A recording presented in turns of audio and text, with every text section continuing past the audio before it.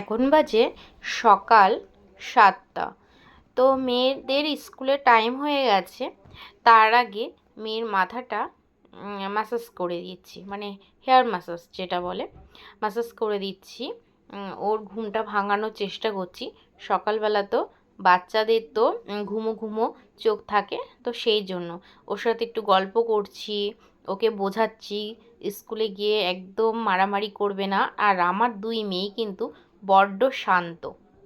ওরা কখনো মারামারি তো দূরে থাক, কখনো কিন্তু কোনো দুষ্টুমিও করে না। তো একটু কোলে নিয়ে আদর করে দিচ্ছি। তো এই যে এখন ক্রিমটা মাখিয়ে দেব। তো মানে বাচ্চাদের কিন্তু অনেক রকমভাবেই ঘুম থেকে তুলতে হয়, অনেক রকমভাবে গল্প টল্প করে অনেকটা সময় কাটিয়ে তারপরে স্কুলে পাঠাতে হয়। তো আমিও সেরকমভাবেই ওদেরকে এরকম গল্প করে নানানভাবে ঘুম ভাঙিয়ে তারপর স্কুলে পাঠিয়ে দিই। আর দেখো এবার বড় মেয়েকে ওরকমভাবে মাথা টাথা আঁচড়ে দিচ্ছি, রেডি করে দিচ্ছি। আগের ভিডিওতে তোমাদেরকে বলেছিলাম যে আমার মেয়েরা কিন্তু এই হাতে পায়ে বড় হয়েছে, বড় মেয়ে কিন্তু নিজে থেকে কিছুই পারে। মর্নিং ফ্রেন্ডস, কেমন আছো তোমরা সবাই? আশা করি খুব খুব ভালো আছো। আমি কিন্তু ভালো নেই, আমার কিন্তু ভীষণ শরীর খারাপ। চোখ মুখ দেখেই বুঝতে পারছো। আর তোমরা আজকে দুদিন ধরে একই ব্লগ পাচ্ছ আর কি। শরীর খারাপ, শরীর খারাপ, কী করবো বলো? শরীর খারাপ থাকলে তো শরীর খারাপই বলবো। আর তোমাদের সাথে তো সুখ দুঃখ হাসি কান্না সব কিছু শেয়ার করার জন্য এসেছি। তো সেই জন্য বলতেই হচ্ছে যে শরীর ভীষণ খারাপ। আসলে ফুড পয়জন হয়েছে, সেই কারণে বমি হচ্ছে, তারপরে জ্বর বমি সব হচ্ছে। আজকে দুদিন ধরে ওষুধ খাচ্ছি, তবুও কমছে না। দেখা যাক, হয়তো 3-4 দিন থাকে ডাক্তাররা বলে, তো আর কি করা যাবে। মেয়েরা গেছে স্কুলে পাঠিয়েছি। আর ঘরের কাজকর্ম তেমনভাবে কিছু হয়নি, সব আস্তে আস্তে করে নেব। আর সংসারের কাজ তো করতেই হবে, ফেলে রাখা তো আর যায় না বলো। কোনটা ছেড়ে কোনটা ফেলে রাখবো, তাই না? বিছানা তো গোছাতেই হবে, ঘর তো ঝাড় দিতেই হবে, মেয়েদেরকে তো খেতে দিতেই হবে। একার সংসার বুঝতেই পারো, যাদের যাদের একার সংসার আছে তারা জানো যে শরীর খারাপ ভালো যাই থাকুক না কেন, সংসারে কাজ তো করতেই হয়। আমি যদি মেয়েদের জন্য রান্না না করি, মেয়েদেরকে যদি খেতে না দিই, তাহলে কে দেবে বলো? আর ওদেরকে তো আমি কষ্ট দিতে পারি না। তো ভগবানকে বলি একটু শক্তি দিও, যাতে আমি মেয়েদেরকে একটু দেখাশোনা করতে পারি। তো এই তো তো চলো ভিডিওটা দেখতে থাকো, কতটা কি করতে পারি দেখতে থাকো। দেখো আমরা একটু রেডি হয়ে নিয়েছি, বাইরে যাব। আর একটা খোপা করে নিয়েছি, প্রচুর রোদ্দুর উঠেছে আর গরমও আছে, কিন্তু সেই কারণে একটু দরকার আছে বাইরে। তো চলো বাইরে যাই, পরে আবার আসছি। অনেক দিন পর আবার মাকে দেখাচ্ছি তোমাদের। তো চলো বাইরে যাই। দেখো বাইরে কত রোদ্দুর, আর আমরা কিন্তু দুইজন, আজকে 4 জন নেই, আজকে 2 জন। তো সবসময় তো বাচ্চাদের নিয়ে আসা যাওয়া যায় না, আর ওরা তো স্কুল থেকে আসলো, এখন হচ্ছে বাড়িতে ঘুমাবে, রেস্ট করবে, সেজন্য আমরা 2 জন বেরিয়েছি। আর সব কাজে সবসময় বাচ্চাদের নিয়ে যাওয়া যায় না, এই তো।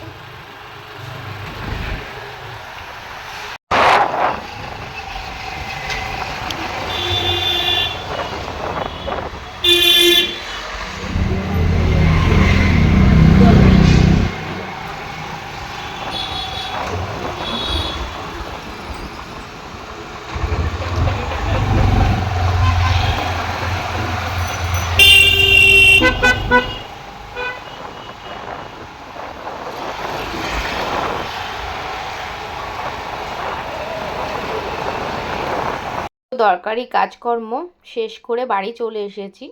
আর এসে দেখি মাসি এসে গেছে, আর বাসন মাজছে। ঘর খোলাই ছিল, সে কারণে মাসি এসে কিন্তু বাসনটা মাজা হয়ে গেছে, ঘর মানে মাজছে আর কি, ঘর মোছাও হয়ে গেছে।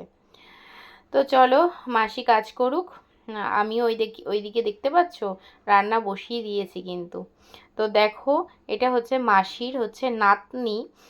তো ও কিন্তু আমার মেয়ের থেকে একটু বড় বয়সে।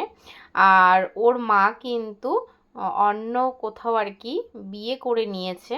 তো সেই কারণে কিন্তু ও দিম্মার কাছেই থাকে। তো আমাদের বাড়িতে আসে, ও দিম্মা নিয়ে আসে, দিম্মা মানে দিদা আর কি, নিয়ে আসে আমাদের বাড়িতে। তো ওরকম ও বসে থাকে আর ও দিদা কাজকর্ম করে তারপর আবার ওকে নিয়ে যায়। তো ওর সাথে গল্প করছিলাম, আমার মেয়ের সাথে এসে খেলে, যতক্ষণ ও দিদা কাজ করে ততক্ষণ খেলে। তো চলো ওর কিছু কথা শোনো। আমাকে তুই কি বলে ডাকিস? আমি ভালো? হ্যাঁ, কতটা? তুই ভালো? তুই পচা, তুই পচা তো। হুম, তুই পচা? হ্যাঁ, জোরে বল। তুই তো ভালো। দেখো বাচ্চারা কিন্তু অনেকটাই সরল হয়, মানে বাচ্চা মানেই মানে সরলতা, ওদের মধ্যে কোনো ভেজাল কিছু নেই। তো আমি ওকে বললাম যে তুই গুড গার্ল নয়, ও কিন্তু মেনে নিল, বলল হ্যাঁ আমি গুড গার্ল না, মানে আমি ভালো মেয়ে, আমি পচা মেয়ে। আবার যখন বলছি তুই গুড গার্ল তুই ভালো মেয়ে, তখন বলছে হ্যাঁ আমি ভালো মেয়ে। তো এটা বোধহয় বাচ্চাদের জন্যই, বাচ্চারাই মানে সম্ভব, বাচ্চাদের পক্ষেই এটা হয়তো সম্ভব। আর ও কিন্তু ওর দিদাকে মা বলে ডাকে, কারণ হচ্ছে অনেক অনেক অনেক ছোটোবেলা থেকেই ও আসলে ওর দিদার কাছে আছে। তো চলো আবার কিছু ওর কবিতা শুনে নাও। বাবু ঠিক আছে, খেয়েছিস খেয়েছিস ভাত খেয়েছিস? খাবি আমাদের বাড়ি? কেন? আবার রেডি হয়ে গেছি, যাচ্ছি হচ্ছে নাচের স্কুলে। আজ শরীরটাও ভালো নেই, তাও যেতে হচ্ছে। বললাম তো আগের দিন ভিডিওতে যে রিহার্সেল চলছে এখন থেকেই, সব বাচ্চারা তো ভুলে যায়, সেই জন্য এখন থেকেই হচ্ছে। তো আজকেও সেই ক্লাস ডেকেছে, তো এখন যাচ্ছি। তো চলো যাই, পরে আবার আসছি। গুড ইভিনিং ফ্রেন্ডস, এখন বাজে সন্ধ্যে 7টা। আজকে হচ্ছে 5 তারিখ বৃহস্পতিবার। কালকে লাস্ট ভিডিও 4 তারিখে ছিল বুধবার। আর কালকে শরীরটা আমার ভীষণ পরিমাণে খারাপ ছিল, রাত্রিবেলা এসে ভিডিও আর শেষ করতে পারিনি। শরীর তো খারাপ ছিলই, আরও দ্বিগুণ খারাপ হয়ে গেছিলো। কালকে মেয়েকে ডান্সে নিয়ে গেলাম, তারপরে মেয়ের আজকে যেহেতু টিচার্স ডে ছিল, কিছু কেনাকাটাও ছিল, সেগুলো করতে হয়েছিল। সেই জন্য কিন্তু মানে ইচ্ছে না থাকলেও বেরোতে হয়েছিল। মেয়ের বায়না যে মা তুমি চলো, তোমার সাথে গিয়েই কিনবো। তো মেয়েরই কিছু জিনিস কেনাকাটার ছিল, তো সেই কারণে বেরিয়েছিলাম। তো আজকে কিছু কথা বলবো মন্দিরাকে নিয়ে, MS ফ্যামিলির মন্দিরাকে নিয়ে। মন্দিরা বলেছে যে আমি পরকীয়া করেছি বলে কি আমার কোনো ক্ষমা নেই? কেন? তোমার কে ক্ষমা করলো কে না করলো তাতে তোমার কি বা যায় আসে? তোমার হাজবেন্ড, তোমার শ্বশুরবাড়ি সবাই তো তোমাকে মেনে নিয়েছে, আমি তো দেখেও এসেছি তুমি ভালো আছো। তাহলে এবার বলবে যে কে কি বললো তোমার পরিবারে, সেটাও তোমার কাছে ম্যাটার করে। যদি সেটাই হয় তাহলে নিজের ইচ্ছেই কেন নিজের এরকম মানে খারাপ সময়টাকে তুলে ধরেছিলে পরিবারের কাছে? কেন? পরিবার বলতে আমি ইউটিউব পরিবারের কথা বলছি, কেন তুলে ধরেছিলে?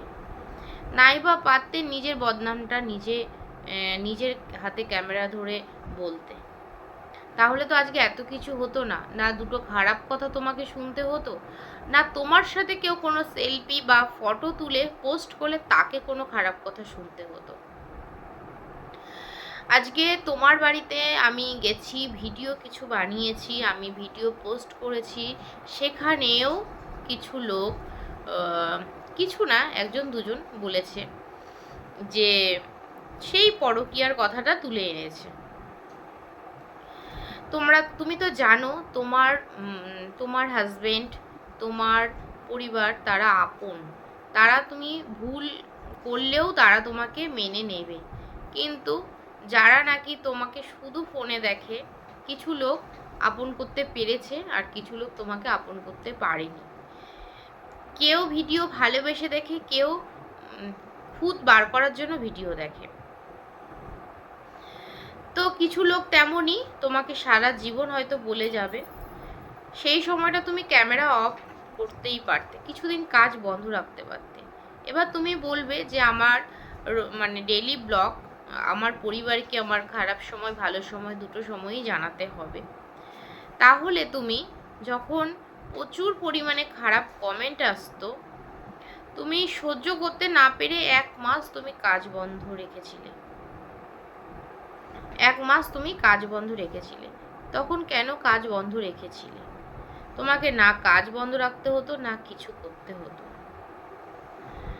আমি জানি না কোন পরিস্থিতিতে দাঁড়িয়ে তুমি এই কাজটা করেছিলে। একটা ছোট্ট বাচ্চা আছে, তার মুখের দিকে তাকালে তো সব কিছু ভুলে থাকার কথা ছিল। সংসার, একটা সংসারে জানি সব সময় যে ভালো দিকই থাকে তা কিন্তু নয়। যাই হোক, এটা পুরনো কথা নতুনভাবে আমি বলতে চাই না। তুমি বলেছিলে সেই জন্য বললাম, আর আমাকে কেউ কেউ বলেছে সেই জন্য গায়ে মেখে আমি এই কথাটা বলতে এলাম। আমার কন্ট্রোভার্সি চ্যানেল নয় এটা, আমারও ডেইলি ব্লগ। তবে তুমি রোজ ভিডিও দাও আর আমি একদিন পর একদিন ভিডিও দিই। আরেকটা কথা, কেউ যখন কাউকে ভালোবাসে তার খারাপ ভালো দুটো দিকই নিয়ে ভালোবাসে। আর আমিও তোমাকে বড্ড ভালোবাসি, সারা জীবন ভালোবাসবো। আবার নেক্সট তোমার সাথে খুব শীঘ্রই আমার দেখা হবে। তো যেটা হবার সেটা হয়ে গেছে। এখন যদিও বারবার বলি যে কেন করলে, তাহলে তো সেই জিনিসটার ফিরে আসবে না। তো আরেকটা কথা, যারা আমাকে বলছো ও পরকীয়া করেছে, ও ভালো মেয়ে নয়, একদমই খারাপ, তাদেরকে বলি, খারাপ সময়টা দেখেছিলে, ওর কষ্টের সময়টা দেখেছিলে? তখন তো কেউ তো কোনো সাহায্য করেনি। মেয়েটা তো নিজের ইচ্ছায় দাঁড়িয়েছে, নিজের ক্ষমতায় দাঁড়িয়েছে, তাই না? আমি তুমি কেউ তো সাহায্য করতে যায়নি। কিন্তু দেখো, যখন একটা খারাপ কাজ করলো, সব ভালো কাজগুলো ভুলে গিয়ে সব ওর কষ্টগুলোকে মনে না রেখে ওর সেই খারাপ দিকটাকে নিয়েই পড়ে আছো। আজকে প্রায় 1 বছর হয়ে গেল বলো যে এই কাজটা করেছে। যখন ওর পরিবার মেনে নিয়েছে সব কিছু, সংসার যারা করছে, মানে বিশেষ করে হাজবেন্ড, তারা তো মেনে নিতে পারেই না এই ব্যাপারটা। তোমার হাজব্যান্ডের সাথে যদি কিছু ঘটে তুমি পারবে না মেনে নিতে, আমার হাজব্যান্ডের সাথে যদি কিছু ঘটে এরকম ঘটনা আমি মেনে নিতে পারবো না। এবার সেখানে স্বামী স্ত্রীর মধ্যে সব থেকে মেনে নেওয়া টাফ এই ব্যাপারগুলোতে, সেখানে তো ওর হাজব্যান্ড ওকে প্রচুরভাবে মেনে নিয়েছে। সব কিছু ভুলে সাইড করে সংসার করছে। তাহলে তুমি আমি কে মনে রাখার? কে? আর মানুষ তো সবসময়ের জন্য বেঁচে থাকে না বলো, কাউকে তো আঘাত দেওয়ার প্রয়োজন নেই। যখন যেই সময়টা প্রচুর পরিমাণে ও খারাপ কিছু করেছে, সেই সময় প্রচুর খারাপ কমেন্ট পেয়েছে, এমন কমেন্ট পেয়েছে যার জন্য ওকে কমেন্ট বক্স অফ করতে হয়েছে। আর কত, একটা মানুষকে কত বলা যায়। মন্দিরা আরেকটা কথা বলেছো যে আর কি কেউ পরকীয়া করেনি, পৃথিবীর আমি একাই করেছি। না গো, পৃথিবীতে অনেকেই পরকীয়া করে, অনেকেই করে চলেছে। তারা তো সোশ্যাল মিডিয়াতে নেই, তাই জন্য তারা একটু কষ্টটা কম পায় লোকের কাছ থেকে, যারা পরিচিত। হয়তো তুমি যদি ফোনটা মানে ফোন বলছি, তুমি যদি ক্যামেরাটা অন না করতে, অফ ক্যামেরায় যদি করতে, তাহলে হয়তো রানাঘাটের কিছু লোক জানতো, বাংলাদেশ, কলকাতা, আরও নানান জায়গার লোকেরা জানতো না। তো তাদের ক্ষেত্রেও তাই হয়, তারা পরকীয়া করে, তাদের এলাকার লোকেরা জানে, এলাকার বাইরে আর জানতে পারে না। তো এটাই বলার ছিল। খুব ভালো থেকো তুমি, খুব সুন্দরভাবে সংসার যেমন করছো তেমনভাবে করো, এমনভাবেই চলতে থাকো। মানুষ যেন আর দুটো কথা তোমাকে না বলতে পারে। সবাই আস্তে আস্তে ভুলে গেছে, ভুলে যাবে আগামী দিনে। তুমি যখন সবাইকে দেখিয়েছো তো তখন তো সবাই দুটো কথা বলবেই। আবার তোমার ভালোবাসা দিয়ে, তোমার সুন্দর সুন্দর কাজ উপহার দিয়ে আবার সবাইকে সব কিছু ভুলিয়ে তুমি দিতে পারবে। তো তোমাকে খুব কাছের থেকে দেখেছি, হ্যাঁ খুব ভালো লেগেছে। মায়ের বাড়ির একদম কাছে তুমি থাকো। আমার মায়ের বাড়ি প্রায় 10 মিনিটের রাস্তা, মানে মন্দিরার বাড়ি আমার বাড়ি। তো আবার যাব তোমার সাথে, খুব শীঘ্রই আবার দেখা হবে। তো চলো বন্ধুরা, আজকের ভিডিওটা এই পর্যন্তই। যদি ভিডিওর কোনো কিছু ভালো লেগে থাকে তাহলে অবশ্যই একটা লাইক, কমেন্ট, শেয়ার, সাবস্ক্রাইব করে দিও। তো চলো দেখা হচ্ছে নেক্সট ভিডিওতে। ততক্ষণের জন্য সবাই ভালো থাকবে, সুস্থ থাকবে, টাটা।